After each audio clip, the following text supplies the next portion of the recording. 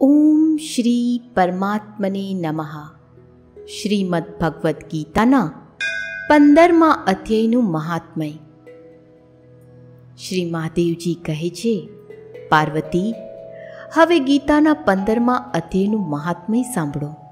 ગૌડ દેશમાં કૃપાણ નરસિંહ નામના એક રાજા હતા, જેમની તલવારની ધારથી યુદ્ધમાં દેવતાઓ પણ પરાસ્ત થઈ જતા હતા.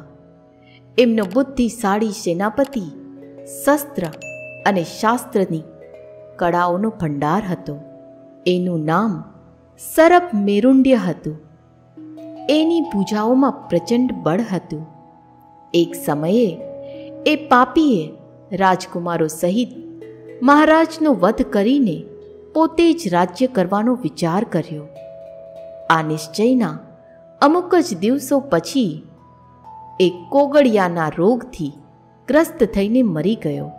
થોડા સમયમાં એ પાપાત્મા પોતાનો પૂર્વ કર્મના કારણે સિંધુ દેશમાં એક તેજસ્વી ઘોડો થયો. એનું પેટ ચોટેલું હતું. ઘોડાના લક્ષણોનું સારી પેઠે જ્ઞાન રાખનાર કોઈ વેશ્યના પુત્રે ઘણું બધું મૂલ્ય આપીને એ અશ્વને ખરીદી લીધો અને પ્રયત્ન સાથે એને રાજધાની સુધી લઈને આવ્યો. વૈશ્યકુમાર એ અશ્વ રાજાને આપવા માટે લાવ્યો. જો કે રાજા એ વૈશ્યકુમારથી પરિચિત હતા, છતાં પણ દ્વારપાળે જઈને એના આગમનની સૂચના આપી. રાજાએ પૂછ્યું, શા માટે આવ્યા છો? ત્યારે એણે સ્પષ્ટ શબ્દોમાં ઉત્તર આપ્યો, દેવ, સિંધુ દેશમાં એક ઉત્તમ લક્ષણોથી સંપન્ન અશ્વ હતો, જેને ત્રણેય લોકનું એક રત્ન સમજીને મેં ઘણું બધું મૂલ્ય આપીને ખરીદી લીધો છે. રાજાએ આજ્ઞા આપી, એ અશ્વને અહીં લઈ આવો. વાસ્તવમાં એ ઘોડો ગુણોમાં ઉચ્ચશ્રવા જેવો હતો. સુંદર રૂપનું તો જાણે ઘર હતો. શુભ લક્ષણોનો સમુદ્ર જણાતો હતો. વૈશ્ય ઘોડો લઈ આવ્યો અને રાજાએ એને જોયો. અશ્વનું લક્ષણ જાણનાર અમાત્યએ આની ઘણી પ્રશંસા કરી. સાંભળીને રાજા અપાર આનંદમાં મગ્ન થઈ ગયા. એમણે વૈશ્યને મોં માંગ્યું સુવર્ણ આપીને તત્કાળ એ અશ્વને ખરીદી લીધો. અમુક દિવસો પછી એક સમયે રાજા શિકાર કરવા ઉત્સુક થઈને એ ઘોડા પર ચડીને વનમાં ગયા. ત્યાં હરણાઓ પાછળ આમણે પોતાનો ઘોડો થપાવ્યો. પાછળ પાછળ બધી બાજુથી દોડીને આવી રહેલા સમસ્ત સૈનિકોનો સાથ છૂટી ગયો. રાજા હરણાથી આકર્ષાઈને ઘણે દૂર નીકળી ગયા. તરસે એમને વ્યાકુળ કરી દીધા. ત્યારે એ ઘોડા પરથી ઉતરીને જળની શોધ કરવા માંડ્યા. ઘોડાને એમને વૃક્ષની ડાળીએ બાંધી દીધો અને પોતે એક શિલાખંડ પર ચડવા માંડ્યા. થોડેક દૂર જતાં એમણે જોયું કે એક પાંદડાનો ટુકડો હવાથી ઉડીને શિલાખંડ પર પડ્યો છે. એમાં ગીતાના 15મા અધ્યાયનો અડધો શ્લોક લખેલો હતો. રાજા એને વાંચવા લાગ્યો. એમના મુખેથી ગીતાના શબ્દો સાંભળીને ઘોડો તરત પડ્યો અને અશ્વ શરીર છોડીને તત્કાળ દિવ્ય વિમાન પર બેસીને સ્વર્ગલોકમાં ચાલ્યો ગયો.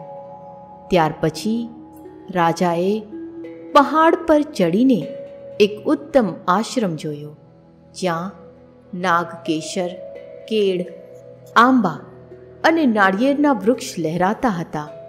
આશ્રમમાં એક બ્રાહ્મણ બેઠેલા હતા, જે સંસારની વાસનાઓથી મુક્ત હતા. રાજાએ એમને પ્રણામ કરીને ઘણી ભક્તિ સાથે પૂછ્યું, બ્રહ્મન, મારો અશ્વ જે આ હમણાં જ સ્વર્ગે જતો રહ્યો છે, એનું શું કારણ છે? રાજાની વાત સાંભળીને ત્રિકાળદર્શી મંત્રવેતા અને મહાપુરુષોમાં શ્રેષ્ઠ વિષ્ણુ શર્મા નામના બ્રાહ્મણે કહ્યું, રાજન, પૂર્વકાળમાં તમારે ત્યાં જે સેનાપતિ હતો એ તમને પુત્રો સહિત હણીને પોતે રાજ્ય હડપ કરી લેવા તત્પર હતો. ત્યાં તો કોગળિયાથી ગ્રસ્ત થઈને એ મૃત્યુ પામ્યો. ત્યાર પછી એ તે પાપથી જ ઘોડો થયો હતો. અહીં ક્યાંક ગીતાના 15મા અધ્યાયનો અડધો શ્લોક લખેલો મળી ગયો. તમે એ વાંચ્યો અને એનેથી જ એ અશ્વ સ્વર્ગે ગયો છે. ત્યાર પછી રાજાની પડખે રહેતા સૈનિકો એમને શોધતા શોધતા ત્યાં આવી પહોંચ્યા. એ સૌની સાથે બ્રાહ્મણને પ્રણામ કરીને રાજા પ્રસન્નતાપૂર્વક ત્યાંથી ચાલ્યા અને ગીતાના 15મા અધ્યાયના શ્લોકાક્ષરોથી અંકિત એ પાંદડાને વાંચી વાંચીને પ્રસન્ન થવા માંડ્યા. એમના નેત્ર હરખથી ખીલી ઉઠ્યા હતા. ઘરે આવીને એમણે મંત્રવેતા મંત્રીઓ સાથે પોતાના પુત્ર સિંહબળને રાજ્ય સિંહાસન પર અભિષિક્ત કર્યો અને પોતે 15મા અધ્યાયના જપથી વિશુદ્ધ ચિત્ત થઈને મોક્ષ પામી લીધો. ઓમ શ્રી પરમાત્મને નમઃ. શ્રીમદ્ ભગવદ્ ગીતા પંચદશ અધ્યાય પુરુષોત્તમ યોગ. મિત્રો, આ અધ્યાયમાં સંસાર વૃક્ષનું કથન અને ભગવત પ્રાપ્તિનો ઉપાય વર્ણવેલ છે તથા જીવાત્માનો વિષય, પ્રભાવ સહિત પરમેશ્વરના સ્વરૂપનો વિષય, ક્ષર, અક્ષર અને પુરુષોત્તમનો વિષય વર્ણવેલ છે. શ્રી ભગવાન બોલ્યા, આ સંસાર વૃક્ષની ઉત્પત્તિ અને એનો વિસ્તાર આદિ પુરુષ નારાયણથી જ થયો છે. એ આદિ પુરુષ પરમેશ્વર નિત્ય, અનંત અને સૌના આધાર છે તથા સગુણ રૂપે સૌથી ઉપર નિત્યધામમાં નિવાસ કરે છે. માટે ઉર્ધ્વ નામે કહેવાયા છે. આ સંસાર વૃક્ષ એ જ માયાપતિ સર્વશક્તિમાન પરમેશ્વરથી ઉદ્ભવ્યું છે. માટે એને ઉર્ધ્વ મૂળ એટલે કે ઉપરની તરફ જેનું મૂળ છે એવું કહ્યું છે. સંસાર વૃક્ષના જન્મ વખતે સૌ પહેલાં બ્રહ્મા ઉદ્ભવે છે. માટે બ્રહ્મા જ આની મુખ્ય શાખા છે. બ્રહ્માના લોક આદિ પુરુષ નારાયણના નિત્યધામ કરતાં નીચે છે. તેમજ બ્રહ્માજીનો અધિકાર પણ ભગવાન કરતાં ઓછો છે. બ્રહ્મા એ આદિ પુરુષ નારાયણથી જ જન્મ્યા હોવાને લીધે એમના જ શાસનમાં રહેવાને કારણે એમને અધઃ શાખમ કહ્યા છે. જેનું આદિ પુરુષ પરમેશ્વર રૂપી ઉર્ધ્વ મૂળ છે, જેની નીચે રહેલી બ્રહ્મારૂપી મુખ્ય શાખા છે તથા વેદો જેના પાંદડાઓ છે એવા અસંસારરૂપી અશ્વત્વ વૃક્ષને તત્વજ્ઞાનીઓ અવિનાશી કહે છે. જે માણસ એ સંસારરૂપી વૃક્ષને મૂળ સહિત તત્વથી જાણે છે એ વેદના તાત્પર્યને જાણનાર છે. પાંદડાઓ વૃક્ષની શાખામાંથી જન્મતા હોય છે તથા વૃક્ષની રક્ષા અને વિકાસ કરનારા હોય છે. વેદો પણ આ સંસારરૂપી વૃક્ષની મુખ્ય શાખારૂપી બ્રહ્માથી પ્રગટ્યા છે અને વેદ વિહિત કર્મોથી જ સંસારનો વિકાસ અને રક્ષા થાય છે. માટે વેદોને પાંદડાઓ કહ્યા છે. આ સંસાર વૃક્ષ પરિવર્તનશીલ હોવાને લીધે નાશવંત, અનિત્ય અને ક્ષણભંગુર છે. છતાં એનો પ્રવાહ અનાદિકાળથી ચાલ્યો આવે છે અને એના પ્રવાહનો આરો દેખાતો જ નથી. માટે વળી આનું મૂળ સર્વશક્તિમાન પરમેશ્વર નિત્ય અવિનાશી હોવાને લીધે આ સંસાર વૃક્ષને અવિનાશી કહ્યું છે. ભગવાનની યોગ માયાથી જન્મેલું સંસાર ક્ષણભંગુર, નાશવંત તથા દુઃખરૂપ છે.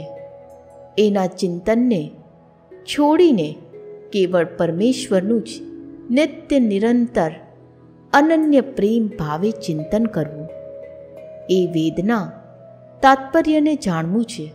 એ સંસારરૂપી ત્રણેય વૃક્ષોને ત્રિગુણરૂપી જળ વડે વૃદ્ધિ પામેલી અને વિષયોરૂપી કૂપળો ધરાવતી દેવ, મનુષ્ય, ત્રિયક આદિ યોનિઓ રૂપ શાખાઓ નીચે અને ઉપર આમ તેમ ફેલાયેલી છે. તેમજ એ શાખાઓના મનુષ્ય લોકમાં કર્માનુસાર બાંધનારા અહંતા, મમતા અને વાસનારૂપી મૂળિયા નીચે અને ઉપર બધા લોકોમાં ફેલાયેલા છે. શબ્દ, સ્પર્શ, રૂપ, રસ અને ગંધ આ પાંચેય સ્થૂળ દેહ અને ઇન્દ્રિયો કરતાં સૂક્ષ્મ હોવાને કારણે એમને શાખાઓની કૂપળો રૂપે કહ્યા છે. બ્રહ્મલોકથી શરૂ કરીને પાતાળ સુધીના જેટલા લોકો છે અને એમનામાં નિવાસ કરનારી યોનિઓ એ સર્વ સંસાર વૃક્ષની ઘણી બધી શાખાઓ છે. મનુષ્ય શરીરમાં કર્મ કરવાનો અધિકાર છે. તેમજ મનુષ્ય શરીર વડે અવિદ્યામૂલક અહંતા, મમતા અને વાસનારૂપ કરવામાં આવેલા કર્મો બંધનના કારણ મનાયા છે. માટે આ મૂળિયા મનુષ્ય લોકમાં કર્માનુસાર બાંધનારા છે. અન્ય સઘળી યોનિઓ ભોગ યોનિઓ છે. એમાં કર્મોનો અધિકાર નથી. માટે ત્યાં અહંતા, મમતા અને વાસનારૂપી મૂળિયા હોવા છતાં પણ તે કર્માનુસાર બાંધનારા નથી હોતા. આ સંસાર વૃક્ષનું સ્વરૂપ જેવું કહ્યું છે એવું અહીં વિચાર કાળમાં મળી આવતું નથી. કેમ કે આનો નથી તો આદિ કે નથી તો અંત, તેમજ નથી આની નિશ્ચિત પ્રકારની સ્થિતિ. માટે આ અહંતા, મમતા અને વાસનારૂપી અત્યંત દ્રઢ થયેલા મૂળ ધરાવતા સંસારરૂપી અશ્વત્થ વૃક્ષને દ્રઢ વૈરાગ્યરૂપી શસ્ત્ર વડે કાપી નાખીને સ્થાવર જંગમ સ્વરૂપ સંસારના ચિંતનોનો તથા અનાદિકાળથી અજ્ઞાન વડે દ્રઢ થયેલા અહંતા, મમતા અને વાસનારૂપી મૂળિયાઓનો ત્યાગ કરવો, એ જ સંસાર વૃક્ષને બીજા સઘળા મૂળિયા સહિત કાપી નાખવું છે. એ પછી એ પરમ સ્વરૂપ પરમેશ્વરને સારી પેઠે શોધવા કે જેને પામી ચૂકેલા માણસો ફરી પાછા વળી સંસારમાં નથી આવતા અને જે પરમેશ્વરથી આ પુરાતન સંસાર વૃક્ષની પ્રવૃત્તિ અર્થાત પરંપરા વિસ્તાર પામી છે, એ જ આદિ પુરુષ નારાયણને હું શરણે છું. આ પ્રમાણે દ્રઢ નિશ્ચય કરીને એ પરમેશ્વરનું મનન અને ધ્યાન ધરવું. જેમનું માન અને મોહ નષ્ટ થઈ ચૂક્યા છે, જેમણે આસક્તિરૂપી દોષને જીતી લીધો છે, જેમની પરમાત્મા સ્વરૂપમાં નિત્ય સ્થિતિ છે અને જેમની કામનાઓ પૂર્ણ રૂપે નાશ પામી ચૂકી છે, એવા સુખ દુઃખ રૂપી દ્વંદ્વોથી છૂટેલા જ્ઞાનીજનો એ અવિનાશી પરમપદને પામે છે. જે પરમપદને પામીને મનુષ્યો પાછા ફરીને સંસારમાં આવતા નથી, એ સ્વયં પ્રકાશિત પરમપદને ન તો સૂર્ય ઉજાડી શકે છે કે ન ચંદ્રમા કે ન અગ્નિ. એ જ મારું પરમધામ છે. આ દેહમાં રહેલો સનાતન જીવાત્મા મારો જ અંશ છે અને એ જ આ પ્રકૃતિમાં રહેલી મન સહિતની પાંચેય ઇન્દ્રિયોને ખેંચે છે. વાયુ ગંધના સ્થાનેથી ગંધને જે રીતે ગ્રહણ કરીને બીજે સ્થાને લઈ જાય છે, એ જ રીતે દેહ આદિનો સ્વામી જીવાત્મા પણ જે શરીરને છોડે છે, એ શરીરમાંથી પ્રાણો દ્વારા મન સમેતને ઇન્દ્રિયોને લઈને પછી જે શરીરને પામે છે એમાં જાય છે. આ જીવાત્મા શ્રોત્ર, ચક્ષુ, ત્વચા, રસના, ઘ્રાણ અને મનને આશ્રયે એટલે કે એમની સહાય લઈને જ વિષયોને સેવે છે. શરીર છોડીને જતો, શરીરમાં સ્થિત રહેલો, વિષયોને ભોગવતો કે ત્રણેય ગુણોથી જોડાયેલો હોવા છતાંય જીવાત્માના યથાર્થ સ્વરૂપને અજ્ઞાનીજનો નથી જાણતા. કેવળ જ્ઞાનચક્ષુ ધરાવનાર વિવેકશીલ જ્ઞાનીજનો તત્વથી જાણે છે. યત્ન કરનારા યોગીજનો પણ પોતાના હૃદયમાં સ્થિત આ આત્માને તત્વથી ઓળખી શકે છે. પરંતુ જેમને અંતઃકરણ શુદ્ધ નથી કર્યું એવા અજ્ઞાનીજનો તો યત્ન કરતા રહેવા છતાં પણ આ આત્માને નથી જાણી શકતા. સૂર્યમાં રહેલું જે તેજ આખા જગતને ઉજાડે છે, જે તેજ ચંદ્રમામાં પણ છે અને જે અગ્નિમાં છે, એને તું મારું જ તેજ જાણ. તથા હું જ પૃથ્વીમાં પ્રવેશીને પોતાની શક્તિથી સઘળા ભૂતોને ધારણ કરું છું અને રસ સ્વરૂપ એટલે કે અમૃતમય ચંદ્રમા બનીને સઘળી વનસ્પતિઓને પોષું છું. સર્વ પ્રાણીઓના શરીરમાં સ્થિત રહેલો હું જ પ્રાણ અને અપાનથી જોડાયેલો છું. પ્રાણ અને અપાનથી સંયોજાયેલ વૈશ્વાનર અગ્નિ સ્વરૂપ થઈને 4 પ્રકારના અન્નને પચાવું છું. હું જ સૌ પ્રાણીઓના હૃદયમાં અંતર્યામી રૂપે રહેલો છું તથા મારાથી જ સ્મૃતિ, જ્ઞાન તેમજ અપોહન થાય છે. બુદ્ધિમાં રહેનારા સંશય, વિપર્ય આદિ દોષોને વિચાર દ્વારા દૂર કરવાનું નામ અપોહન છે. તથા બધા વેદો વડે જોડાયેલ હું જાણવા યોગ્ય છું. તેમજ વેદાંતનો કર્તા અને વેદોને જાણનાર પણ હું જ છું. આ સંસારમાં નાશવંત અને અવિનાશી એ 2 પ્રકારના પુરુષો છે.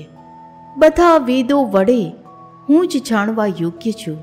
તેમજ વેદાંતનો કર્તા, વેદોને જાણનાર પણ હું જ છું.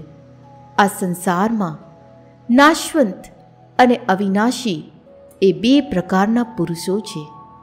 એમની સઘળી ભૂત પ્રાણીઓના શરીરો નાશવંત અને જીવાત્મા અવિનાશી કહેવાય છે.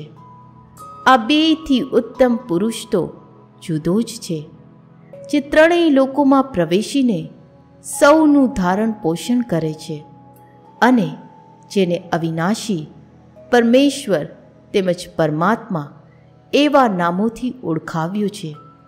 હું નાશવંત જળ સમુદાયના ક્ષેત્રથી સર્વ રીતે અતીત છું અને અવિનાશી જીવાત્માથી પણ ઉત્તમ છું. માટે લોકમાં તેમજ વેદોમાં પુરુષોત્તમ નામે પ્રસિદ્ધ છું. હે ભરતવંશી, જે જ્ઞાની માણસ મને આ રીતે તત્વથી પુરુષોત્તમ સ્વરૂપે જાણે છે, એ સર્વજ્ઞ માણસ સર્વ રીતે નિરંતર મુજ વાસુદેવ પરમેશ્વરને જ ભજે છે. હે નિષ્પાપ અર્જુન, આમ આ ઘણું રહસ્યમય ગોપનીય શાસ્ત્ર મેં કહ્યું. આને તત્વથી જાણીને માણસ જ્ઞાની અને કૃતકાર્ય થઈ જાય છે. શ્રી કૃષ્ણ અને અર્જુનના સંવાદમાં શ્રીમદ ભગવદ્ ગીતારૂપી ઉપનિષદ અને બ્રહ્મવિદ્યા તથા યોગશાસ્ત્ર વિષયનો પુરુષોત્તમ યોગ નામનો 15મો અધ્યાય સમાપ્ત.